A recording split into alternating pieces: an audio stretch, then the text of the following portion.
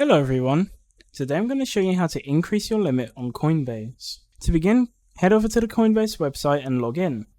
You can increase your limits many different ways. One of the ways is investing in different cryptos. Your Coinbase limit can increase depending on the different cryptos that you buy and how much of each crypto you buy.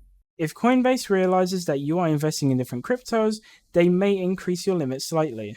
Your limit may also change depending on what you have verified. Another way for you to increase your limit, however I do not have the option to select it, is if you click on your account icon on the top right, click on settings, head over to account limits. Depending on the amount of time you've had your Coinbase account for and how much money you've invested in different cryptocurrencies, you may have a selection on this screen to apply for increase. Like I've said, I don't have that option showing since I don't have my account for too long and I haven't invested in too much crypto. So if you're looking to increase your limit, check on this page every now and then to see if you can apply for an increase. If you have any questions, feel free to ask them in the comments below. Thank you for watching.